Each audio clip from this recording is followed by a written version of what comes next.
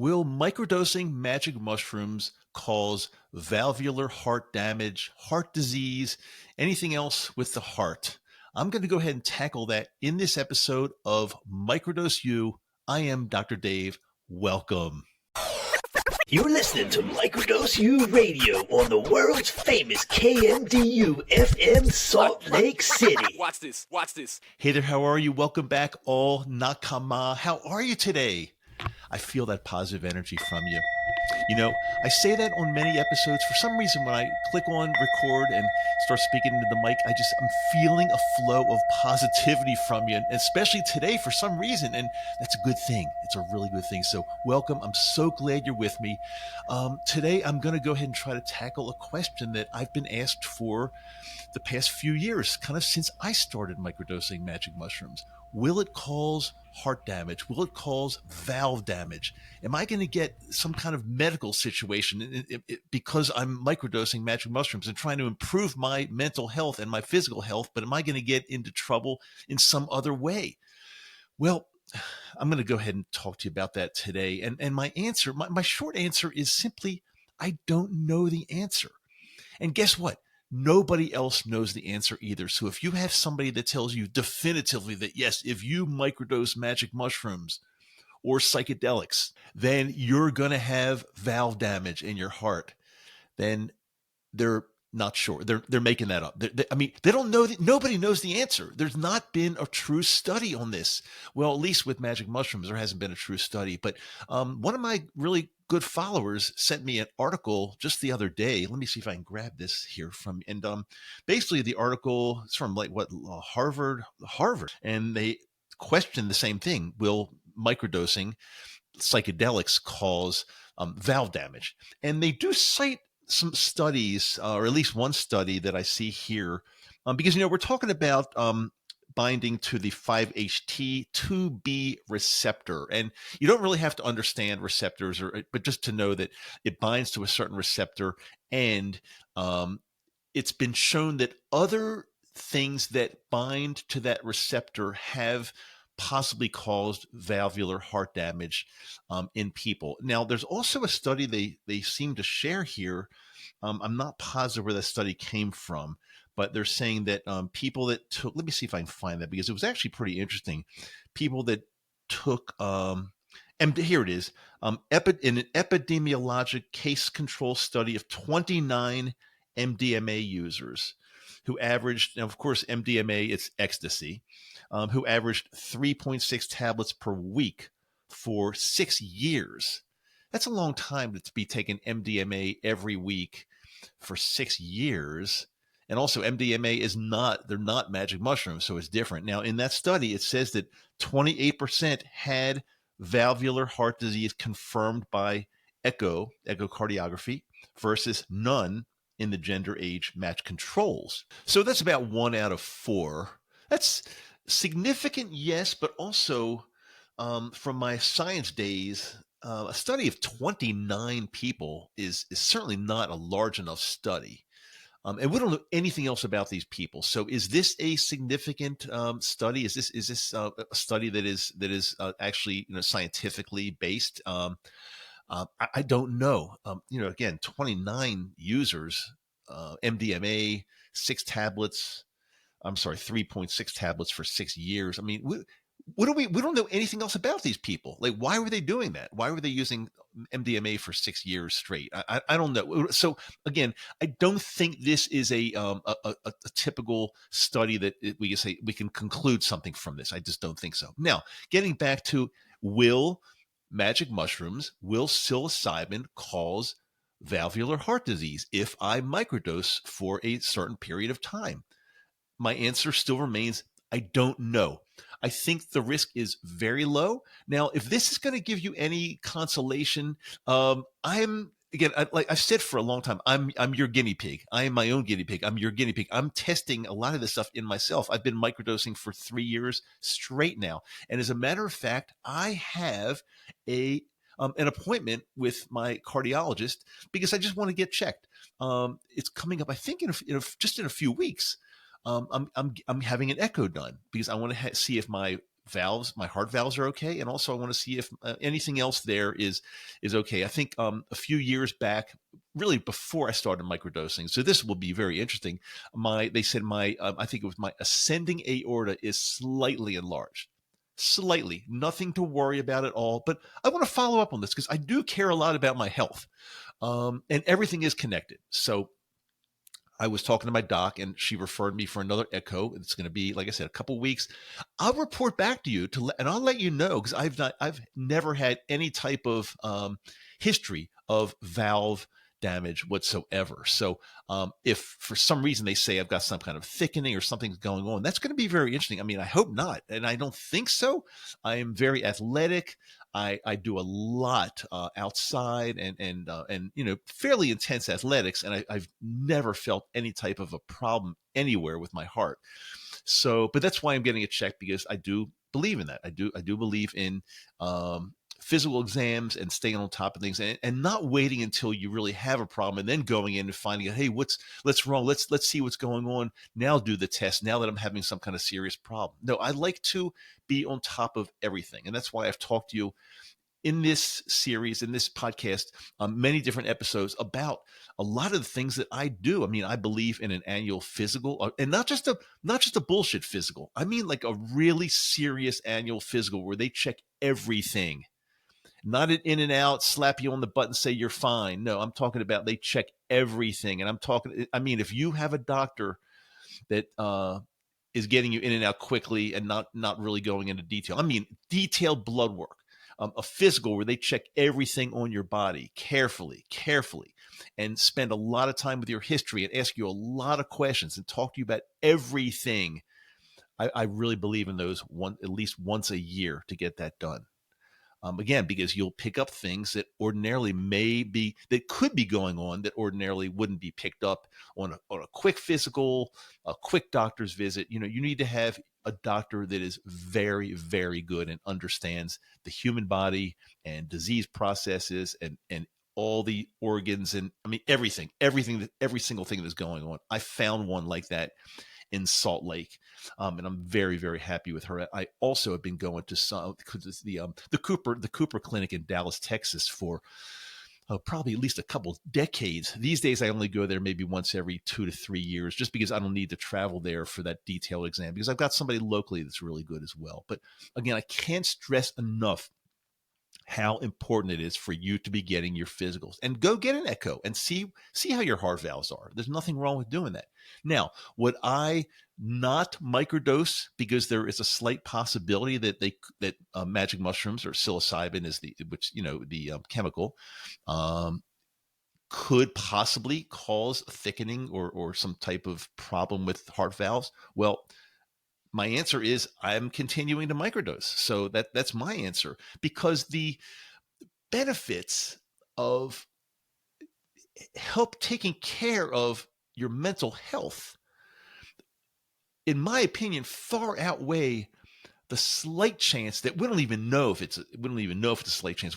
Some people say there's a possibility, but others don't know. And many people don't know. And there've never been any real studies. Just people don't know this. The benefits of helping and taking care of your mental health. And since everything is connected, therefore your physical health. I mean, my physical health has gotten much, much better since I've started microdosing because my mental health has improved. And yes, I'll say it again, everything is connected. Everything. So I'm not stopping. Now, if I get a bad report in a couple of weeks when I go in, and again, I'm going to let you know, as soon as I get my report, I'm going to do an episode and share everything with you.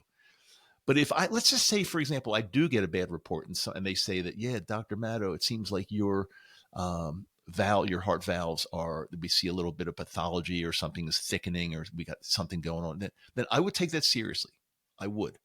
I don't think that's going to be the case. I don't think. But I'd be lying if I said there's zero chance. There's a chance of getting heart valve disease from, without doing anything. I mean, anybody can get it.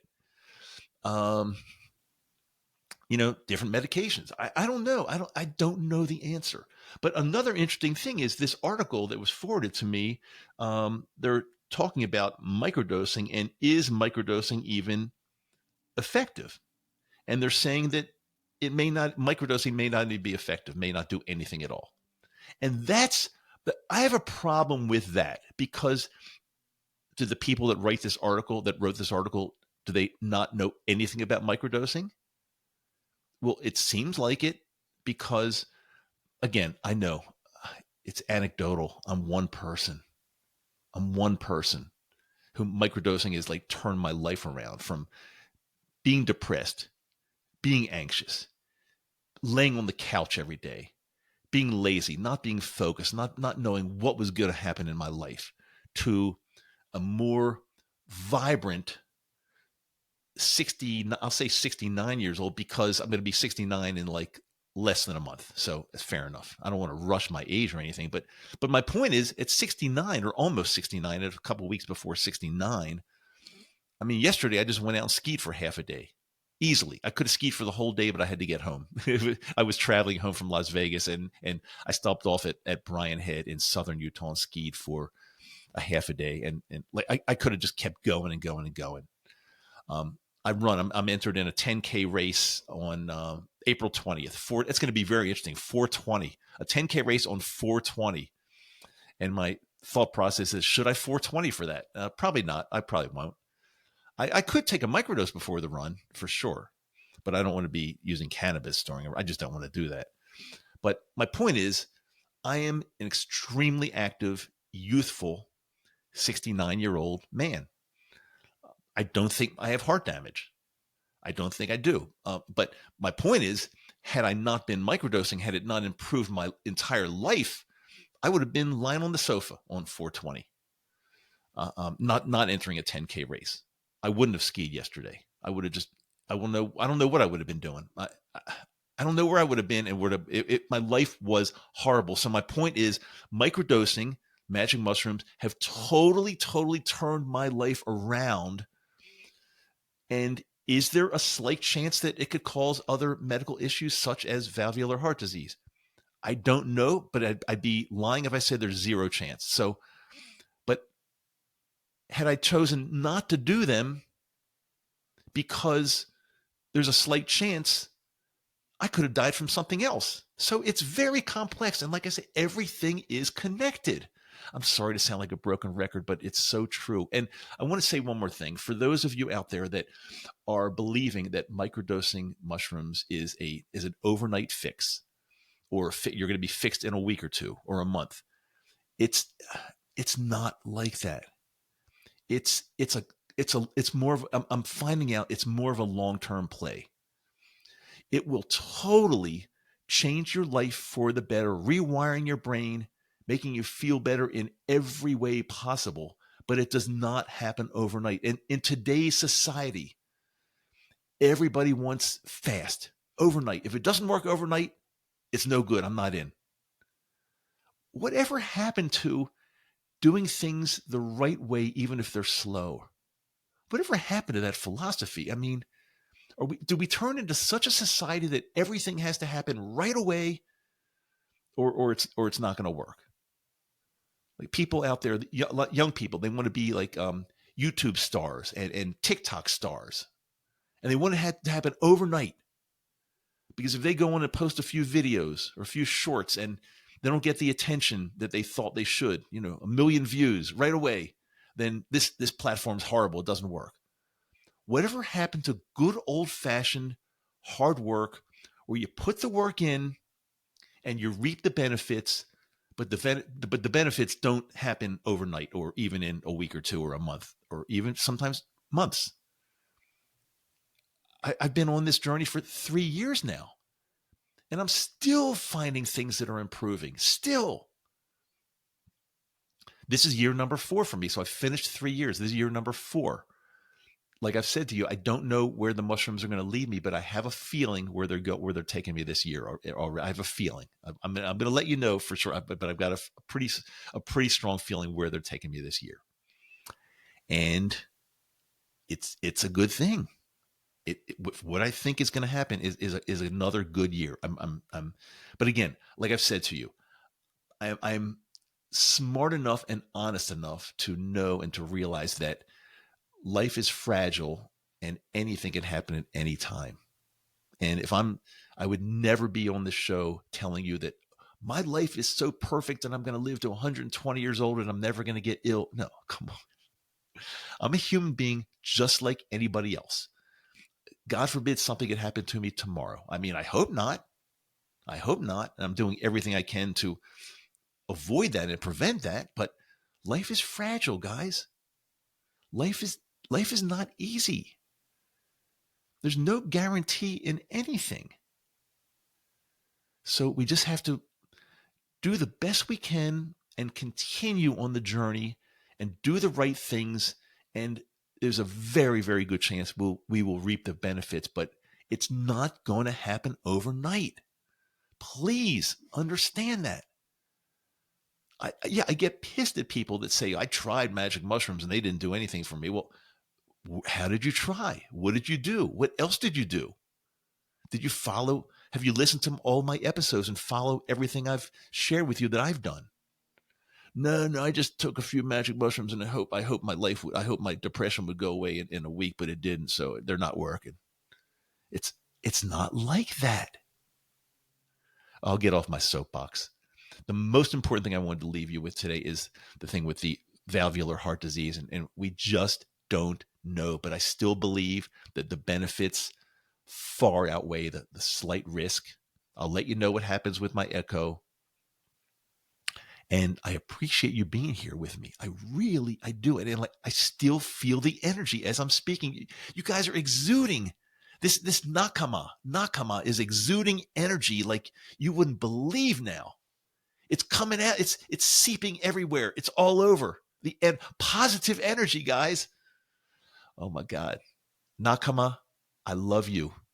Remember, I put out a brand new episode every Wednesday and Friday. Today is Friday. And I thank you so much for being with me. Check the show notes. Please check the show notes. I've got a lot going on there for you. A lot of links, a lot of important stuff. So don't just stop at listening to the podcast or watching this. Don't just stop there. Check the show notes for a very important links.